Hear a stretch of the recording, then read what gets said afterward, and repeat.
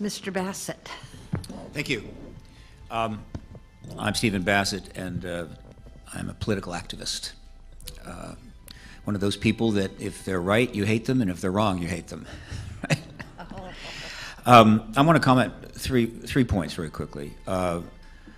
There's a powerful dichotomy here, duality, with respect to this issue.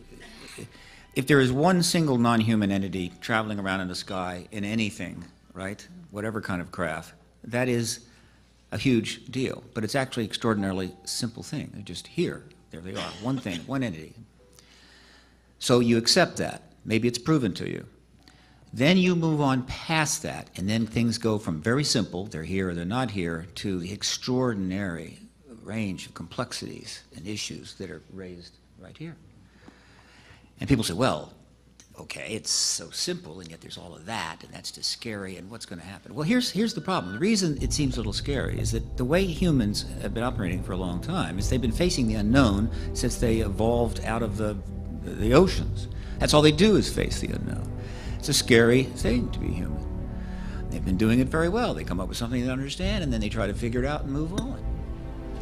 Well, guess what? We have some more interesting things to face. But what's happened here is that we sort of learned that there was some new things on the horizon, and the government said, stop.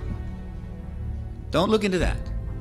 Right? It's unknown, but don't look into that. And then decades and decades pass while the phenomena grows, and people become more and more aware that something's going on, but yet it's not being properly engaged. And so it's like a false slip, right?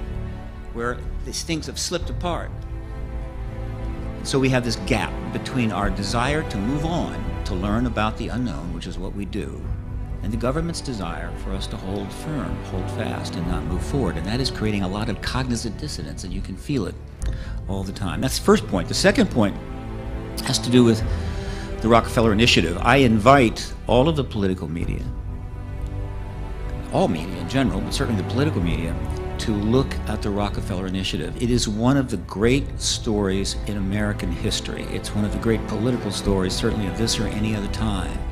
It is filled with amazing people who are still around and still very powerful. At the time that Rockefeller approached, through his attorney, President Clinton, Clinton's one of his very key advisors was John Podesta. The chief of staff at the time was Leon Panetta.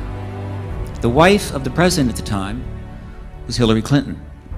A good friend of the family at the time, soon to be Clinton's Secretary of Energy, was Bill Richardson. And this event went on, or this initiative went on for 6 years. The press completely ignored it, as if, what's the news there? It's just a billionaire Rockefeller trying to get the president to release all the files on this phenomena, possibly put a letter into every newspaper in the country, and release, and basically, and the truth embargo. There's no news there. On the other hand, when the First Lady Hillary Clinton decided to do a little role-playing regarding Eleanor Roosevelt, just to kind of get a sense of what it was like to be First Lady, the press went apoplectic. That was news. In the 20 years that's followed, what has happened? Well, Leon Panetta, the chief of staff, who was fully aware of the Rockefeller Initiative the entire time it went on, became the Secretary of Defense and then the CIA director under President Obama. The wife of the president, Hillary Clinton, who was fully aware of the Rockefeller Initiative, went on to become Secretary of State and almost the President of the United States. John Podesta went on to become his chief of staff, and then in 2002, in a room just on the other hall I was attending, is when he made the announcement that Grant Cameron talked about, calling for the release of all the UFO files out of nowhere. I was there to watch the launch of the Coalition of Freedom of Information, which was kind of a mainstream attempt to look at this issue. I knew it was mainstream, and so when he showed up, I wasn't too surprised. But then when he made that statement, I said, what is going on here? A former chief of staff of a president and an advisor to a president has just called for the release of all files because the people have the right to know, and it's the law? And I said, well, there'd be 1,000 press trucks in front of his house. No, didn't happen. A year later, he came back and said it again, 2003. And then 6 months after he did that is when Bill Richardson wrote a foreword to a book called the Roswell Dig Diaries, where he basically said the Air Force explanation for Roswell was incorrect. Right? About the same time as when Stephen Schiff was doing his efforts to try to find out the truth, and Colonel Philip Corso came forward with extraordinary revelations about his involvement with the Roswell technology. And the press still didn't see the news quite yet. President Obama appointed Hillary Clinton Secretary of State, but what was the most notable thing to me is one of the most important jobs that he had to choose as the new President of the United States was the person that was going to help form the new government that he was about to launch. And the person he chose as the co-chair, but the principal chair of his transition committee, was the man who called for the release of all the UFO files in 2000 and 2003, John Podesta. But when they lost the election in 2004, went silent.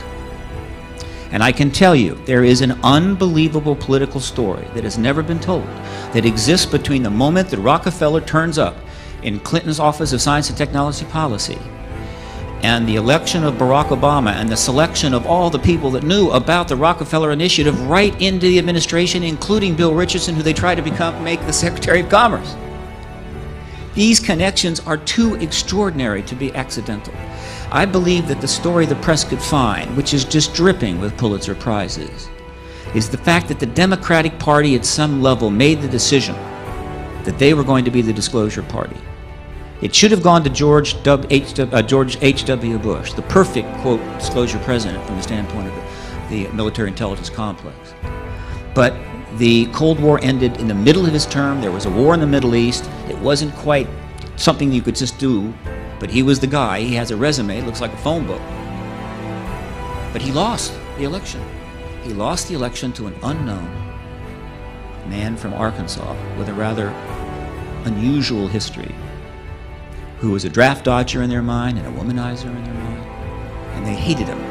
They hated him so much that officers were insulting him in front of the troops and had to be sent letters that it's actually treason to do that. He could not be the disclosure president, and yet Rockefeller turns up at his door, and it goes from there all the way through. There is a hidden backstory. And I would also say that the day that Rockefeller's attorney showed up in the office of this man that the military intelligence complex wanted nothing to do with, the alarm bells were going off all over the military intelligence world, in the basements and the darkest recesses of the underground facilities. Oh my God, Bill Clinton is going to be the disclosure president. And very shortly after Henry Diamond appeared and the Rockefeller Initiative began, and I remember it quite well because I was living in Washington, it seemed like the entire universe collapsed down on this administration, and they came under every conceivable attack you can imagine from every direction. They went after mothers, dogs, cats, girlfriends, aunts, uncles, Travelgate, Troopergate, Pork Belly Gate, and it never stopped until he was impeached. And I remember press saying at the time, I was listening to him comment, this is back around, I would say 1995, 6, 7. I remember press saying, you know, the president has his problems, and clearly he makes mistakes, but I don't get it. Why? What is going on here? What is this endless attack on this man and his wife and everything else? Why are they bottling him up so much? He's doing such a great job. He's got a great approval rating, but they're coming at him. There may be a reason that the press doesn't understand that Bill Clinton could potentially have been the disclosure president, and that wasn't acceptable, and he had to go. And when he won again, they became even more concerned, and so it goes. And then eventually Barack Obama becomes the president and brings all of those people from that time back to do what? Well, we don't know. What their major plans might have been were squashed because just a few weeks before the election itself, the entire economy essentially collapsed, or was about to collapse, because some people decided when they left the building they would take all the money with them. And his administration was completely tied up ever since. So there is this amazing backstory to all of this, that if some really tough reporters who like to ask tough questions, the Woodward and Bernsteins of our era, if there are any left, get out there and start asking those questions, I tell you it's going to be very, very interesting. Those are my comments. Thank you. Yeah.